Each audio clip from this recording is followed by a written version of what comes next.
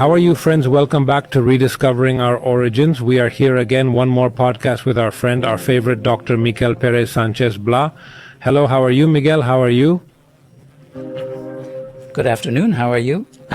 Well, here we are today to deal with a topic that brings them is, I always say, correct me if I'm wrong, that this is like inside the book. I remember that it was like a bit of a turning point, and it is no coincidence. It is no coincidence that it is right in the middle of the book, because we will talk about the gematry of the secret code and also some scientific knowledge that we are going to find, but above all, of gematry. First of all, let's get to the point. What is it that you always say about the numbers of the Great Pyramid? What is gematry, and above all, how does it work? Look, I am going to start with a quotation from Ortega y Gasset, which is the one that begins chapter 5, the secret code, which says, "Science consists in substituting a theory for knowledge that seemed certain, that is, by something problematic." Well, problematic above all because it breaks the schemes. But let's see. Let's see what gematry is. Gematry is not my invention, although at some point it seemed to me that I had invented it or that I had reinterpreted it well. Gematria has existed since ancient times. It is part of the Kabbalah, of the rational Kabbalah. Hebrew, of the numerical Kabbalah, of the mathematical Kabbalah, of the scientific Kabbalah. Let's see. And it also occurs in the Greek language. Curiously, in the Great Pyramid and in Giza, we find it through the Greek language. What does it consist of? The Greeks and the Hebrews did not have Arabic numeration, which, as we know, is later. So what they did was to designate the numbers with a letter followed by an apostrophe. So that the number 1 was the alpha followed by an apostrophe. The number 10, it was the iota followed by an apostrophe. The number 100 was the rho followed by an apostrophe.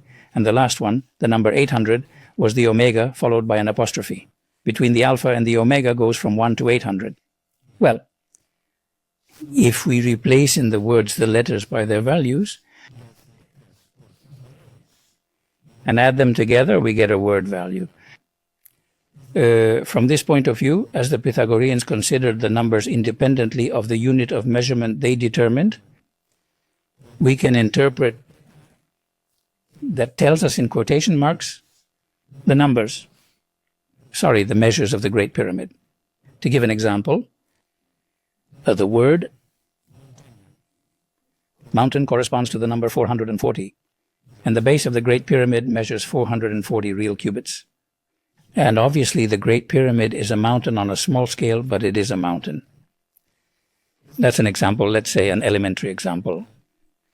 But of course the big question is why that occurs in the Greek language, and why the Greek language is the one that speaks through the Great Pyramid. This is a first level question because we see that it works. We will see that throughout the entirety of the research carried out. But of course, why the Greek language?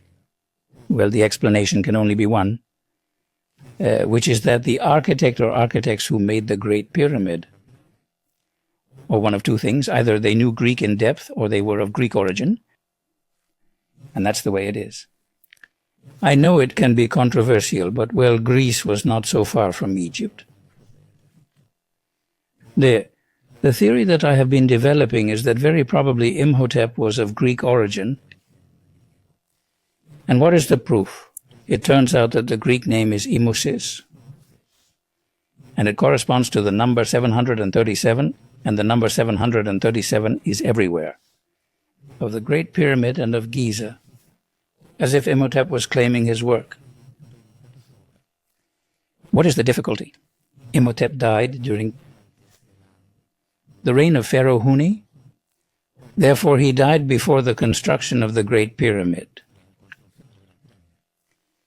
But we cannot rule out the possibility that the Great Pyramid or Giza was not a work of maturity of Imhotep, that he could only design it, and that it was continued by his disciples, the architects Nefermati and Emion in the case of the Great Pyramid. Well, that is a hypothesis. But what is not a hypothesis, because it is repeated over and over again, is the systematic presence of geometry in the Great Pyramid that allows us to speak again and again, and that is transmitting us a message that goes far beyond its mathematical, geometrical, astronomical, and geodesic knowledge, that puts words to his... That is to say, on the one hand, that this is a very strong shock, because really when I read the book a few years ago, this was the first impact. That is to say that already in the previous chapters, when we were talking about geometrical, mathematical knowledge and so on, which is much more advanced than what we imagined, it is already an important shock for you, especially for the education that we have received, when the narrative that we attribute to the ancient Egypt within our history as a species, not as a civilization above all,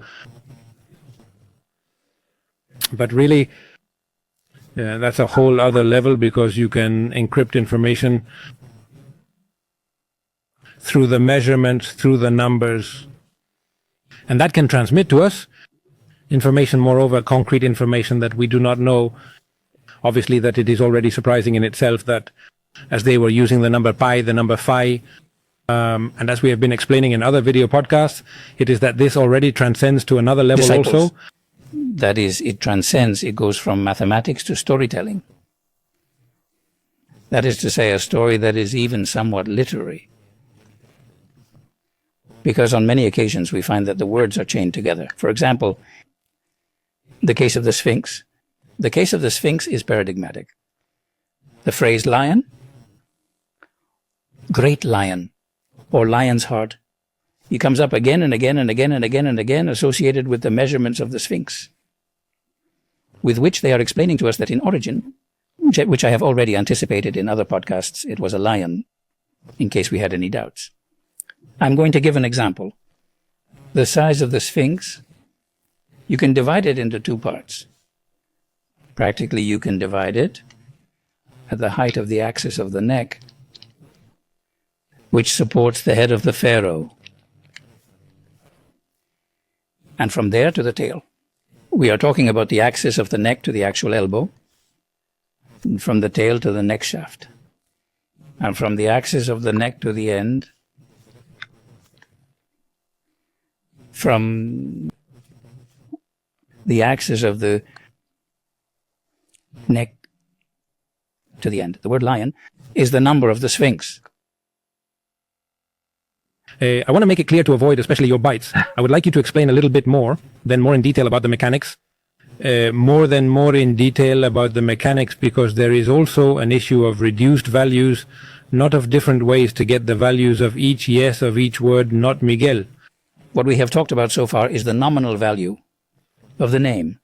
There is a second value, which is the ordinal value, which is structured from the position of the letters in the alphabet,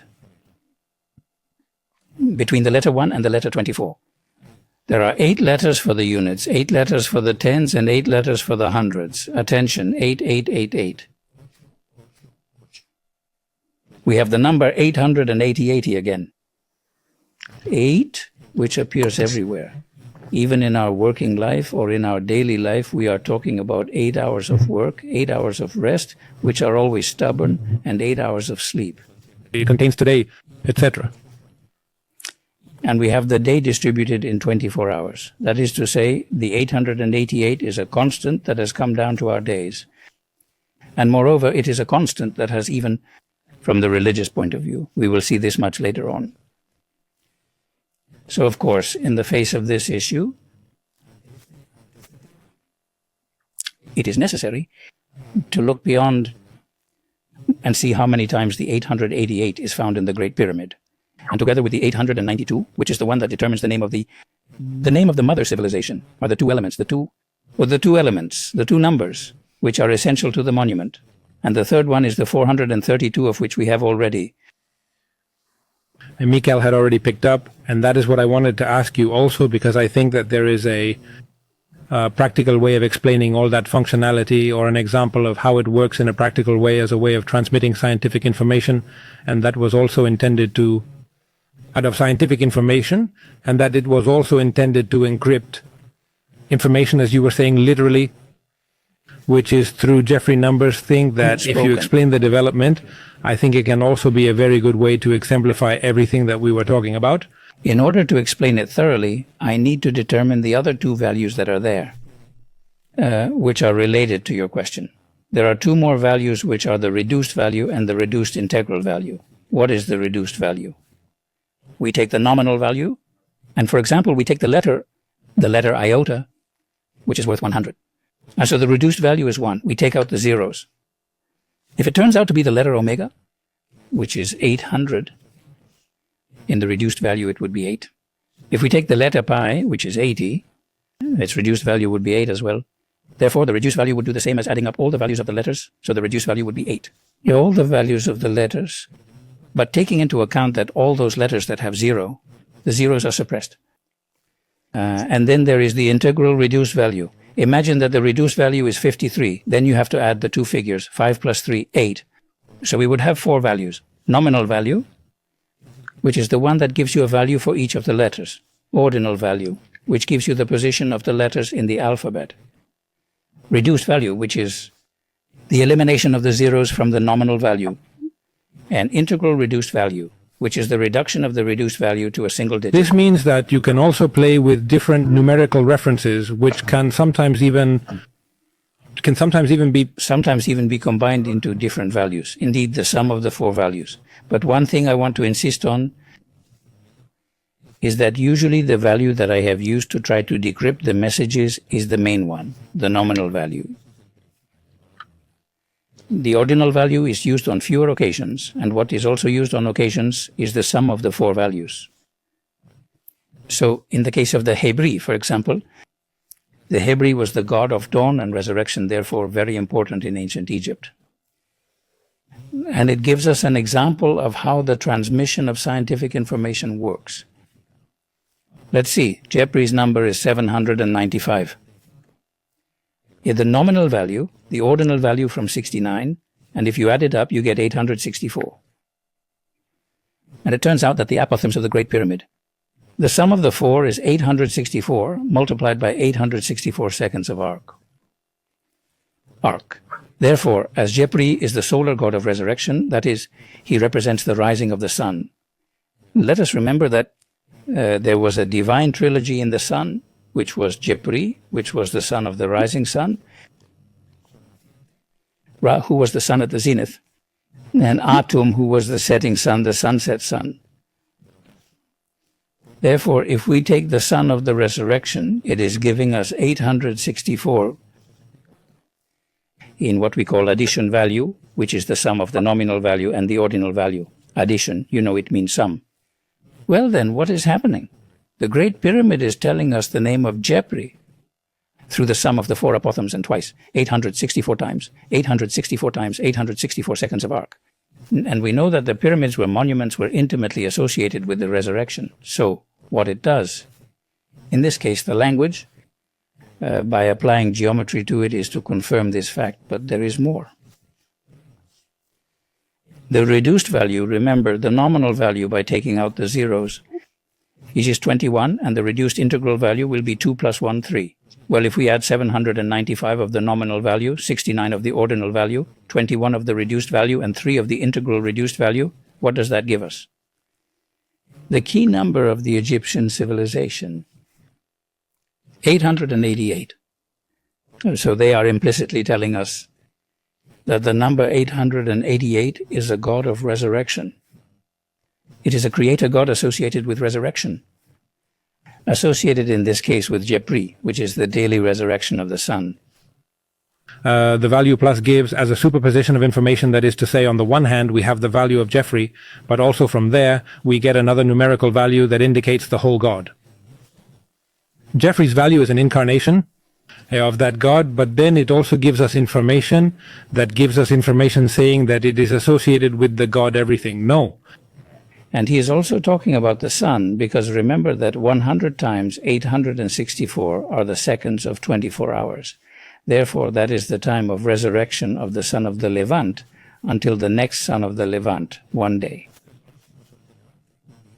is the truth is that it is impressive how they manage to link everything, to create a transmission of information that also goes chained with a narrative that also comes linked to what we already talked about in previous podcasts about their cosmology. And that gives us an idea of more apart with all the mathematical potential of all that intertwined measurements. What kind of head fits in? How these people's heads could work? To be able to associate all that. That is one of the first surprises. That is to say, they have a language that we, unfortunately, in our civilization have been losing, which is the enormous importance of symbolic language. That is the capacity of symbolic language to transmit encrypted messages. Encrypted messages. So, of course, they're telling us simultaneously, they're telling us Jepro equal to sun, Hebri equals the god of resurrection. And from there, Hebri equals scientifically to the length of the day and therefore to the cycle of the sun again. That is to say, for me, the discovery, the progressive discoveries that were being made of Gematria associated especially with the sciences, was an extraordinarily impressive experience. And then it has to be discovering all that has to be something impressive in itself because you find a message that was dormant there in the past. Because you find a message that was lying there dormant. It wasn't in, let's see who's going to rescue me. And I wanted to go back to something else. And I wanted to come back to another thing that you commented before, the Greek theme. That is to say that you find all that in Greek. I imagine that this should be, hello, if you are not seeing academics, one of the points of conflict, just like that someone might say, but let's see what the Greek does not play here. Yes, it is true that we have found Miquel numerous associations with him with the Greek culture. He was saying about the theory of who Jot could be Greek, but we know that Pythagoras was anointed, for example, priest, that surely all the mathematical and also religious knowledge associated with mathematics he could have obtained from Egypt probably. And there is also the reference, for example, of Plato with Solon, who is his ancestor, who was the one who explained to him the ancient myth of one of the destruction in his visit to Egypt of a priest, explained to him in the mural of a temple that no longer exists in the delta, I think it was. And he explains then all the narrative prior to the civilization from which came, in principle, the ancient Egyptians, is always the Greek world is in contact, seems not with the Egyptian world. Let's see. This is a very important topic. Let's see. First, I'm going to go to the subject of academics before answering this. Look, one of the things I saw very clearly is that I needed a professor of Greek in my doctoral thesis, in my doctoral thesis, in my doctoral thesis, in my doctoral thesis, in my doctoral thesis. In my doctoral thesis, in the doctoral thesis tribunal, and I went looking for the one I considered to be the most brilliant Greek specialist in Spain. In Spain. He is Carlos Miralles. Unfortunately, he died. Carlos Miralles has been multi-awarded since his research. He is National Prize of Literature. He was a poet. When I gave the thesis to Carlos, I told him, look, I want to know your point of view. I had known him for years because I had presented my book, Helena Amada, at the University of Barcelona in the chair of Greek, because it was a book that had been written in Homeric hexameters, reinterpreted by Carlos Riva by means of an hexameter and a pentameter by means of the so-called distichs and elegiacs. And I recited the book in the cathedra. And I knew Carlos since then. And I asked him, hey, look, do you want to enter the thesis? In the thesis? They say, let me read it in the thesis. And when I finished reading, I said, what do you think? He said, I don't know how, but it works. And evidently he was in the thesis tribunal and the result was an outstanding cum laude. Oh, what happened? What does this I don't know how, but it works mean? Let's see. Theoretically, the Greek language is only 1500 years old. And I knew it, and that is precisely why I was referring to it.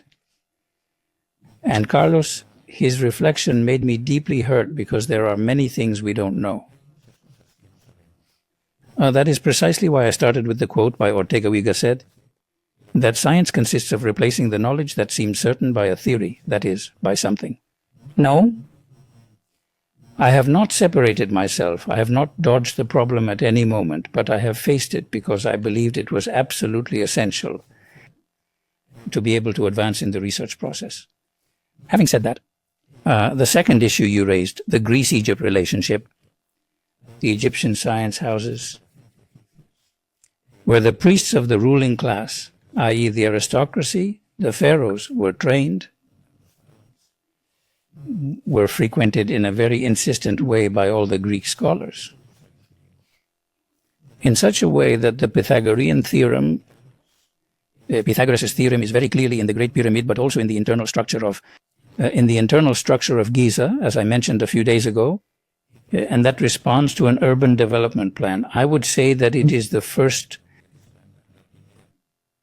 sample that we have of urban planning, in this case funerary, applied to the territory with the 3 pyramids and the fine ones. So, of course, the fact that this important dependence on the Greek sages of Egypt facilitated the transmission of their wisdom. That is, as you have very well pointed out, Pythagoras was 20 years in Egypt and was anointed priest. And this means that part of the wisdom that we find in the Great Pyramid has come to us thanks to the Greek sages, starting with the Ionian sages and continuing afterwards until the 3rd and 4th century BC. There we would already have a more or less established correlation. Much later. And it is not posed, and it is posed to us. The fact that perhaps we would have to rethink what we know, or that we might have to rethink what we know, or the narrative that we have established as fixed. As fixed, it is curious because I say this on a personal note. With some areas of human knowledge of science, it seems that there is not so much resistance to change. For example, we see it continuously with physics, for example, in the James Webb, that is redefining right now the limits of physics. When scientists receive the information from the James Webb, they take it as a change, then they assume it as a change and integrate it into new theories or rethink what was already known. Because do you think, Miquel, that in some areas of human knowledge there is a certain resistance, and in others not, as we are going... Everything that is mathematical proof, I believe that in the long run it has to be accepted because it is indestructible. And precisely I have tried to take my whole research process to the area of mathematics. Precisely because I understand that it is an objective area that is beyond speculation. That is to say, that scientific answer of Carlos Miralles' scientific answer of, I don't know how, but it works. I think it explains the open-mindedness of scientists who know that they don't know everything.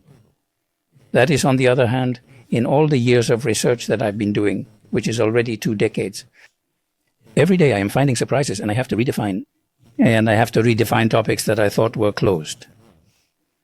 Topics that at the current level of research would be more detailed topics, but that bring you important surprises. For example, this one that I explained to you about the Sphinx a moment ago. Let's also talk about the Babylonian Veroso of the technology that, according to this Babylonian wise man, that covered from a certain creation to the deluge. For there is that recurring number of 432 again, gives the sensation more than a concrete number. A number of years or a concrete numerical reference could be symbolic. A numerical reference could be symbolic. What do you think it could symbolize? Well, I originally believed this, but it helped me a great deal. Verus of Babylon determined that the time from the creation of the world to the flood was 432,000. Was 432,000 years. Of course, the question is, where did he get that little number? Because again, we're back to the 432 that we found in the pyramid. Obviously, Verus of Babylon is more than 2,000 years after the construction of the Great Pyramid. But the importance of this figure has been transmitted to him. Why? Curiously, that figure was essential, as we shall see later, to determine the date of the Great Cataclysm. The date of the Great Cataclysm that the Great Pyramid commemorates. We'll see that, as I say, in another podcast.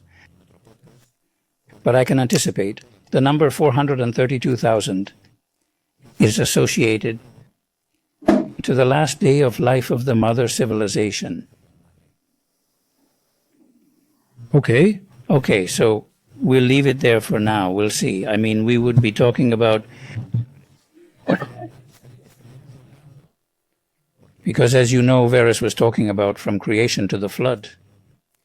The word cataclysms in Greek means both flood and deluge. Therefore, there are some authors who understand that the translation of deluge is not the correct one, that it would be an end of civilization by flooding. And there are clear-cut cases of tsunamis that have wiped out entire cities. Well, we will be seeing this because we are already pointing this further ahead.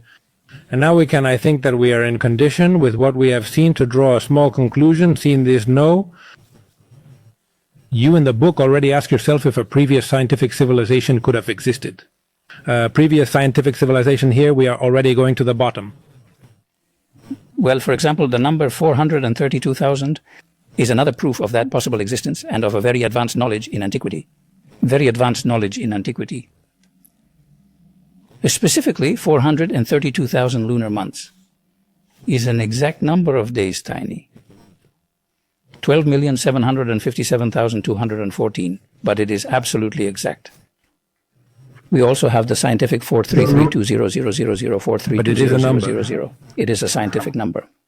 So, of course, if you compare the numbers found in the Great Pyramid with the cycle of the moon, for example, you find huge surprises, like the faces of the pyramid, which you know were triangular but had the central axis slightly tucked inwards.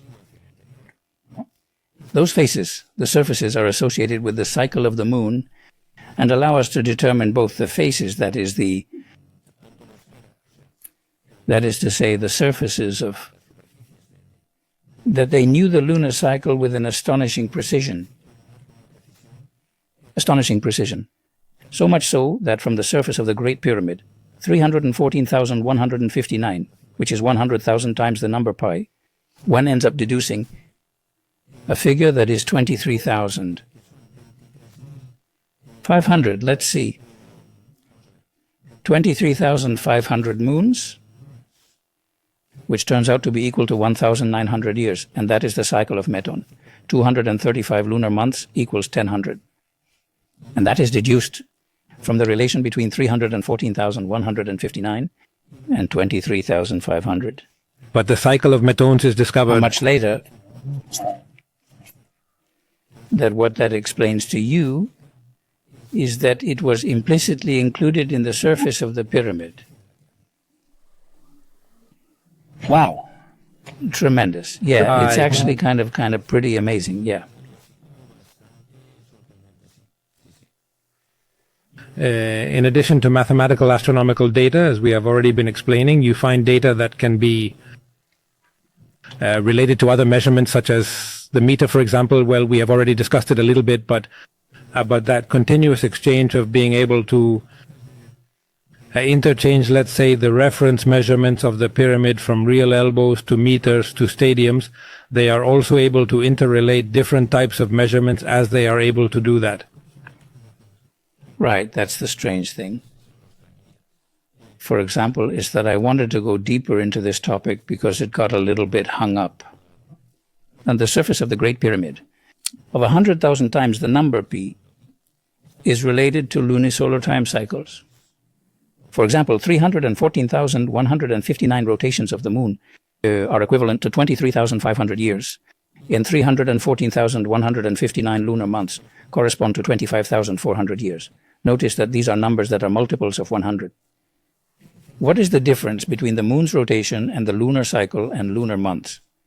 Lunar months is the amount of time that elapses, as seen from Earth, between one full moon and another full moon, for example.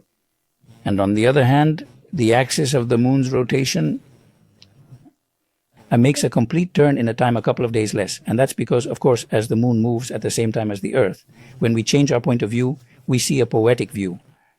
When we change our point of view, we see a little bit more of a lunar rotation. That is why the lunar month differs from the lunar rotation. Well then, if, for example, we take the years obtained with lunar months and rotations of the moon, represents that 25,000, 23,000, and 500, which before were years now, we transform them into lunar months, 1,900 years. That is to say, that changing the unit of measurement and using the number in the abstract, we realize that these 233,500 lunar months and 1,900 years, by taking out the 2 zeros, we have the cycle of Meton. 235 lunar months equals 19. But of course, the cycle of Methon is from the 5th century. It is from the era of Pericles. He was the astronomer of the creation of Pericles, and that is 2,000 years later. Therefore, once again, the Egyptian wise men are 2,000 years ahead of 2,000 years before the knowledge. And they do not leave it to us in writing, but we can interpret it perfectly well from the equivalence between the numbers that they offer us. And that is to say, it is there so that whoever has the capacity to see it, whoever has the capacity to realize it, will end up interpreting it. It is also a very intelligent way for the knowledge to survive, because evidently we have the cases of the Library of Alexandria, or for example, when in the New World the Spanish invasions arrived, they burned most of the ciphers. Spanish invasions came, they burned most of the Mayan Aztec codices, and I know that a lot of knowledge is lost, but one way of preserving it is in this way: it lasts much longer in architecture. I mean, of course. What was the key? The essential key was to be able to, let's say, redefine the original form of architecture. That is, if the exact reconstruction of the monument had not taken place, all those interpretations would have been lost. But of course, they already gave us important codes, and the first of them was the height of the plinth, so that we knew what unit of measurement they used. And we have had the great good fortune that there is at the foot of the Great Pyramid to be able to measure the inclination. Without that, the reconstruction would have been impossible. Or have you not seen that Miquel consulted this fantastic book to remember that you can enter in our web in Ancient Egypt or 21.com, and there you can acquire it. And also remember that you can leave comments in the ARA, in info at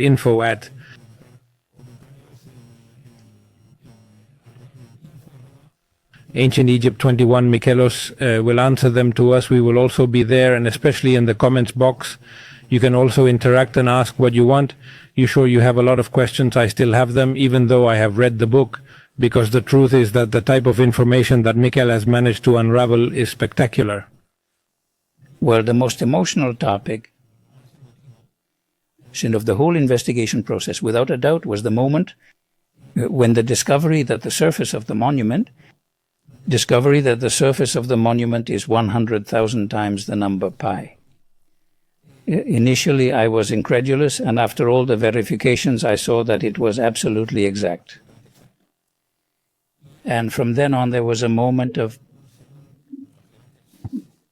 euphoria, because you don't expect such a message of these characteristics on the part of the monument. And from that moment on, I realized that mathematics will take thousands of years to reach that level. You can imagine what it means to me. But then there is a second particularly emotional moment, which is when I make a mathematical formula, which is the first one. Well, I make a mathematical formula, which is the law of no, the law of no, the law of no, the law of 888. That what it does is, without any doubt whatsoever, validate with total accuracy, which is the reconstruction. Because let me explain. And let's see, what is the law of no of the 888? You're wondering, aren't you? Well, it turns out that calculate the surface perimeter and volume, all expressed in whole numbers, in real cubits and in meters, because I saw that the meter had appeared in the Great Pyramid. I realized that by adding perimeters, surface area, and volume, in real cubits and in meters, gave me figures that caught my attention. Well, why did I add up linear, square, and cubic real cubits? Because it is set theory. It is very elementary. That is, it is as if in a basket you have apples, pears, and bananas. You say that they add up to so many fruits, so in the same way I did it. Then I found that the number 1008, 1 million, appeared in the real cubits it was 1,830, and behind it there was the number 1,722. And 1,830 is a number associated to the product of the four main proportions. And I said to myself, they are telling me something. And it occurred to me to cut the number in half, 4 digits and 4 digits, and when I added them together, it gave me a multiple of 888. But when I did it in meters, it also gave me another multiple of 888. And as I got a matrix of 3 times 2, I added real cubits and meters. And also the sum of the sum gave me again another multiple of 888. That means that if in the 8,388, real cubits it measured, and it is also the corresponding 4,392 meters of perimeter, had there been a single meter of difference or a single real cubit of difference, that was not fulfilled. Of course, in fact, it seemed to me to be an absolute miracle, because I would never have imagined that neither this nor any other monument could contain a law that at the same time confirmed the exact reconstruction. That is to say, and what it did was to clarify without any doubt that for its builders, this monument was a monument destined to go beyond space-time to transmit us an exceptional amount of scientific information.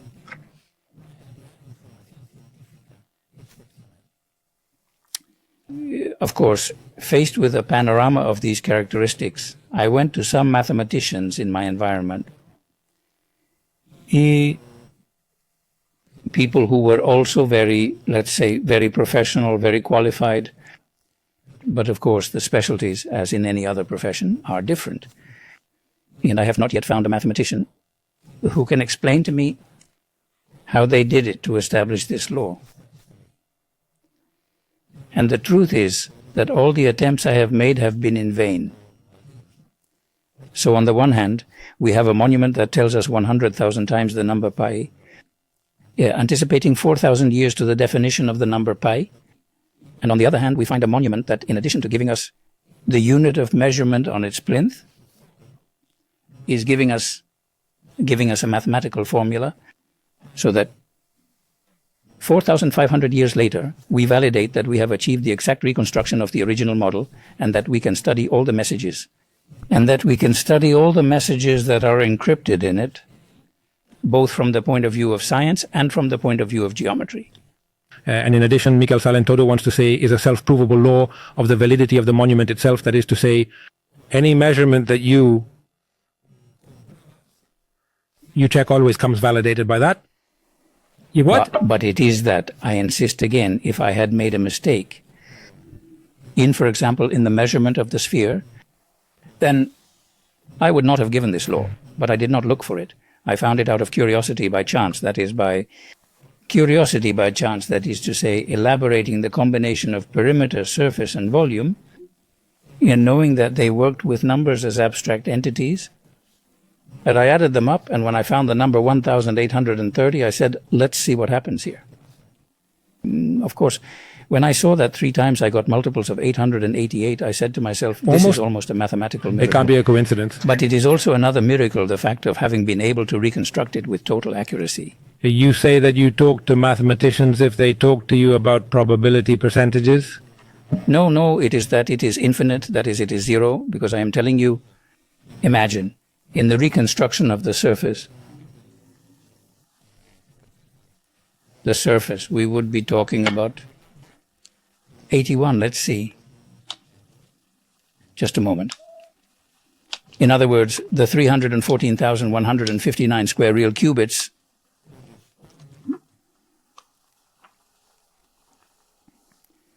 correspond to 86,131 square meters. That is to say, we are talking about the surface of the Great Pyramid. The surface seen is 8.6 hectares.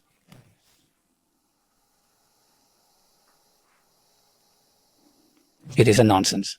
So, of course, that there is not a single square meter between 86,000 and 6,131 square meters of error, it seems absolutely impossible.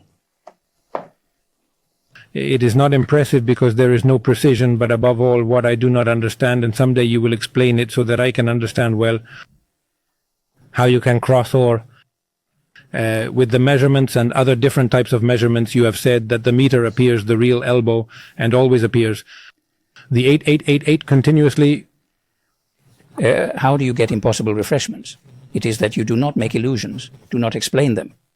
Do not explain them. Oh my goodness, that is to say, there comes a moment of limit in which I say, look, I have been able to reconstruct it, but I don't know how they did it to design it.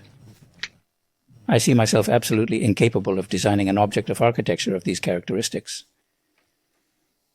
And by way of conclusion in the book, with respect to this chapter 5, you say that the measurements of the perimeter of the surface and the volume of the Great Pyramid demonstrate a series of things, 8 in particular, which are that the reconstruction of its original model is totally accurate, if at least they will use 2 units of measurement, the real cubit and the meter by... At least. And there I'm going to interrupt you for the following, mind you.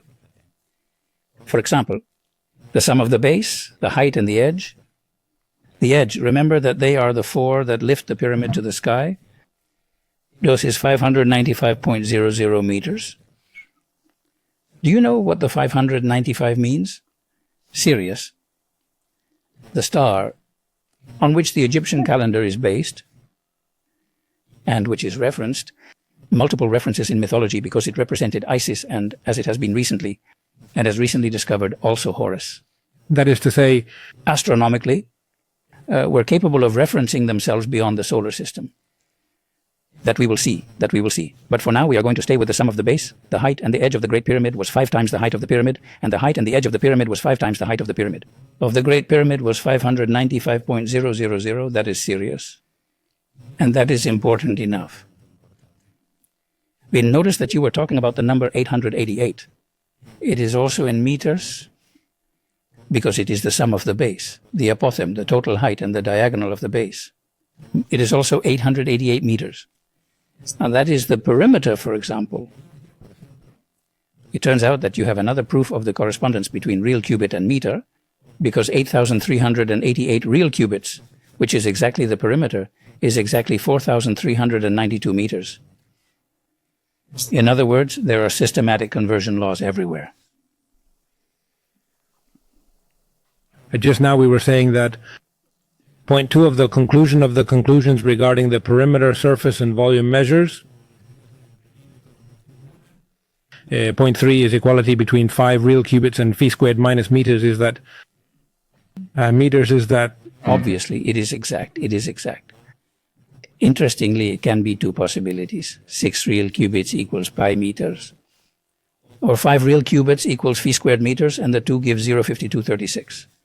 But the one they used, is 5 real cubits equals phi jet squared meters, which is 2.6180 meters. That is the transformation between the 2. It is more accurate. It is more... barbarity, because you put it, however you put it, in the end, everything arrives to the same place if you... Day 4, that the way the Pythagoreans use numbers as between abstracts, this we have already seen. 5, that the 8888 was the most secret key of the monument as explaining. Exact. 6, that they employed a complex system of mathematical combinatorics. We are seeing. 7, that they included astronomical knowledge of great precision. And 8, that the mathematical knowledge that they contain are very superior to those attributed up to now to the old Egypt. And already as a conclusion, and with this we are closing, yes, that gives the feeling that we can begin to think through the chapters that we have been reviewing the book, and for all of you also draw your own conclusions, and remember that you can leave comments in the video comments box, that we are talking about a civilization that to all lights it seems that it handles a very advanced scientific knowledge. Much higher than what had been determined so far.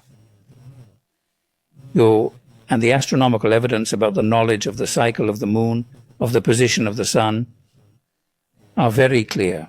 Later we will see other knowledge that goes more of the cellular system. And on the other hand, the knowledge of geodesy that we will see in the next few podcasts are very high in such a way that they knew very clearly the measurements of the Earth. And those of mathematics and geometry we are already seeing. What I think is essential of all this is that they also, they break the scheme that we in our universities divided into 2 parts, unfortunately, letters and sciences, because they integrate the usual language, that is, the words in the numbers. They integrate words and numbers in such a way that the numbers, I insist on this concept, speak. And by speaking, they clarify the messages they are transmitting to us. I would say that in some way, they give another very clear dimension. And I believe that the secret code, the essence of the secret code, is that capacity to break the mathematical dimension and go beyond it. Go beyond. Yet, mathematical dimension on the one hand and words on the other hand. What you are getting is a cosmology, a vision of the cosmos, that give us a greater depth than what we knew so far about the Egyptian civilization, and such a high level of knowledge. It seems very difficult that it could have been transmitted in a time of about 5 centuries that could take the Egyptian state could have been constituted as such, from the pre-dynastic to the construction of the Great Pyramid. Therefore, it is necessary to remember again the message of the Temple of Erfu, the text of the construction, and its reference to the fact that the wisdom of ancient Egypt comes from 7 wise men who come from an island that was carried to the bottom of the sea by a great flood. That was carried to the bottom of the sea by a great flood. So with this, we end the first part of the first season of content. We will be back in a few weeks with the second part of the first season of content. With the second part of the first season, remember that you can see extra content on our social networks on Instagram and Facebook there. We see a little surprise that you will see Miquel has been a perfect closure for this first season, and we will return with more strength with the second season, because thank you very much to all of you.